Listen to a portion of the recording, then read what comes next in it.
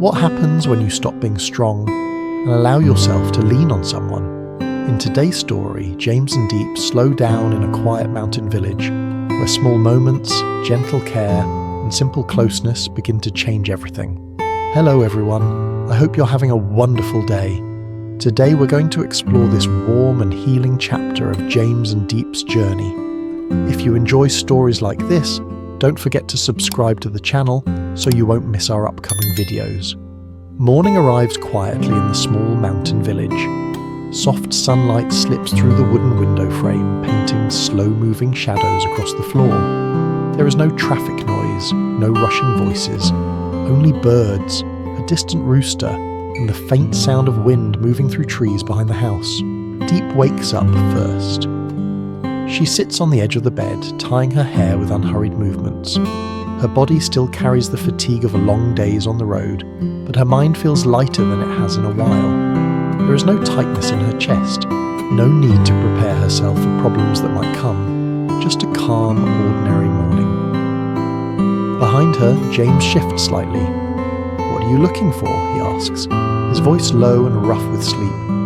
"My light jacket," Diep replies. "I thought I packed it in the backpack." James pushes himself up and pulls the backpack closer. He opens the side pocket and takes out the jacket neatly folded. "This one?" Diep turns, sees it, and laughs softly. "Yes, that's it." James hands it to her, and without thinking much about it, starts organising a few other things in the bag. He folds a shirt, straightens the zipper, and places everything back carefully.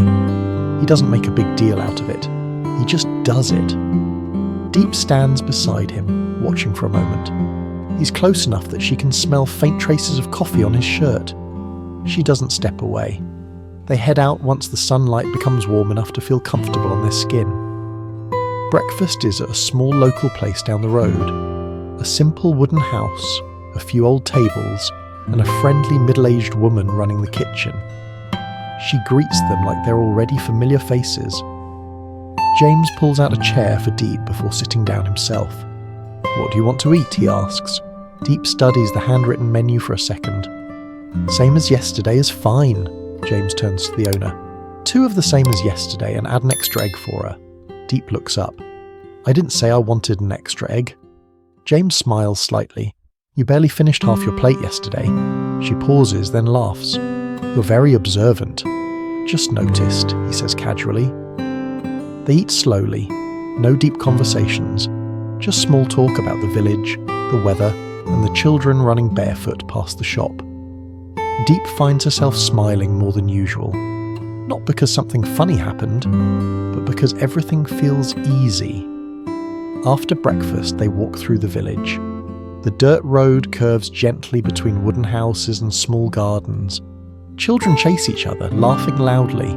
A small dog barks at them, then quickly runs away. Everything feels alive but unhurried. James slows his steps slightly so he's walking beside Diep, matching her pace. He doesn't reach for her hand, he doesn't need to. The closeness is enough. Diep almost trips over a small stone. James reacts instantly, lightly holding her wrist to steady her. "Careful," he says. It's brief, gentle. "I'm fine," Diep replies. James lets go immediately, but she doesn't speed up afterward. She keeps walking at the same slow pace, allowing him to stay beside her. They stop at a small stall selling local handmade items.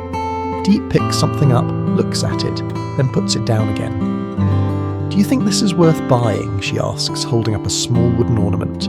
James looks at it carefully, then shakes his head. "If you don't really like it, don't buy it." "I'm asking your opinion," she teases. He thinks for a moment. "If it were me, I'd buy something that makes you remember this place. It doesn't have to be special." Diep studies the item again, then places it back. Maybe another time. They leave empty-handed, but Diep feels unexpectedly content. Lunch is simple. James struggles a little with the local food, clearly unfamiliar with how to handle it properly. He drops a piece back onto the plate. Diep laughs. "You're doing it wrong." "Am I?" James tries again and fails. She laughs out loud this time. "Let me show you." She reaches out, adjusting his chopsticks, her hand brushing his fingers. They're closer now than they were all morning. James looks at her and smiles. "All right, teacher." After lunch, they sit under a tree near where they're staying. A light breeze carries the scent of grass and earth. James leans against a wooden post. Diep sits beside him, holding a bottle of water. For a while, neither of them speaks. Then, slowly, Diep leans her head against his shoulder. No explanation, no hesitation. James stiffens for half a second, then relaxes. He doesn't move his arm. He doesn't pull her closer. He simply stays. Diep closes her eyes. For the first time in a long while, leaning on someone doesn't feel like weakness. The afternoon drifts by quietly. The sun moves higher, then slowly begins to lean toward the mountains. Shadows stretch across the dirt road. Longer now, softer. The village doesn't change its pace. It never rushes. Diep wakes from a short nap when she feels James shift beside her. "Sorry," he says quietly. "Did I wake you?" She shakes her head, still half asleep. "No, I was already awake." That isn't entirely true, but James doesn't point it out. He just hands her the jacket she forgot earlier. "It's getting cooler," he says. "Thanks." She slips it on. The fabric is warm, already holding some of his body heat. She notices it, but doesn't comment. They sit there a little longer, listening to distant voices and the soft rustle of leaves. Nothing feels urgent. Nothing needs to be decided. Eventually James stands up and stretches. "Want to walk a bit more?" he asks, before it gets dark. Diep nods. "Yeah, I do." They head toward a small path that leads away from the houses and into open land. The ground is uneven, but the view opens wide. Hills roll gently in the distance, layered in shades of green and blue. Diep carries a small bag with snacks and water. After a few minutes, she slows down. James notices immediately. "Want me to take that?" She hesitates for half a second. Just a beat. "Okay," she says, handing it to him. James takes the bag without a word, slinging it over his shoulder. He doesn't smile like he's proud of himself. He doesn't say anything that might make it feel bigger than it is. And that's exactly why Diep feels comfortable. They walk side by side, their steps naturally falling into rhythm. Sometimes James points out small things, a strange-shaped cloud, a house tucked far away, a narrow trail leading downhill. Diep listens, occasionally responding, occasionally just humming in agreement.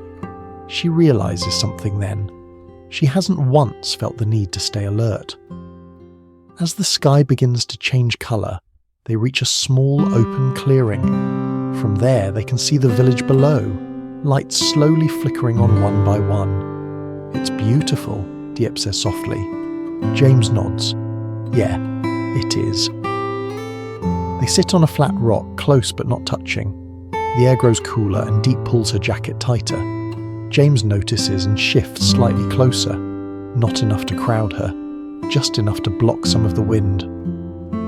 She leans into that warmth without thinking. After a moment she speaks again. "I don't usually travel like this," she says. "How do you usually travel?" James asks. "Fast," Diep replies. "Always moving, always trying to make sure nothing goes wrong." James listens. He doesn't interrupt. "This feels different," she continues. "Slower." "Is that bad?" he asks. She shakes her head. "No, it just feels unfamiliar." James smiles gently. Unfamiliar doesn't always mean wrong. She considers that. "I know," she says. "I'm just not used to letting things be easy." James doesn't say anything right away. He looks out at the village thinking. "You don't have to change that overnight," he says finally. "You can take your time." Diep looks at him. "You really believe that, don't you?" "Yeah," he says simply. "I do." They head back just as the first stars begin to appear. Dinner is quiet and comfortable. They share food, exchange small comments, laugh once or twice at nothing in particular. James burns one dish slightly. Diep teases him about it. He accepts it without defense. Later, they sit outside again, this time closer to the house. The night air is cool, calm. Diep rests her chin on her knees. I used to think relying on someone meant losing control, she says suddenly. James turns to her, surprised but attentive. But today, she continues, it didn't feel like that. He waits. It felt like choosing not to carry everything alone. James exhales slowly. That sounds healthier. She smiles faintly. Maybe. They fall into silence again. A comfortable one. James checks his phone absently. A new message lights up the screen. Diep notices the shift in his expression. Just a small change. Quick, almost invisible. Everything okay? She asks. James locks the screen and puts the phone away.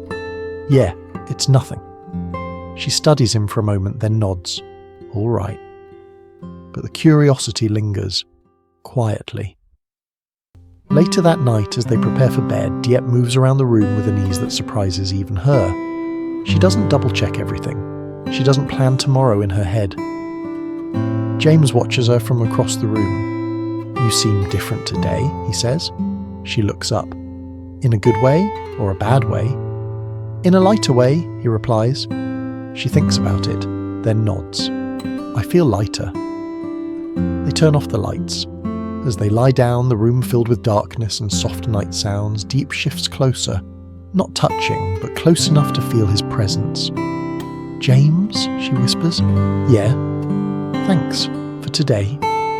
He smiles in the dark. You don't have to thank me. I know, she says, but I want to. They fall asleep to the quiet rhythm of the village. In the middle of the night, James's phone vibrates softly. He wakes instantly, careful not to move too much. He checks the screen. A missed call. Same number as earlier. He stares at it for a moment longer this time. Then he turns the phone face down and looks at Diep, sleeping peacefully beside him. For now, he lets the night stay quiet. But something is waiting.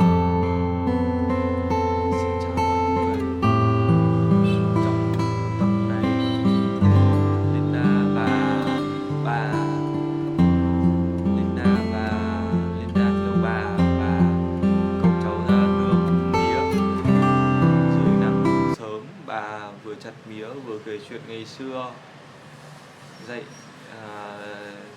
chặt 3 hoặc 4 khúc cho đẹp để bán được giá. Đồng mía cao dần, 45 đồng trở thành hy vọng cho phiên chợ. Một cây mía đổ bất ngờ khiến cả nhóm kêu, rồi cười xòa vì kịp đỡ nhau.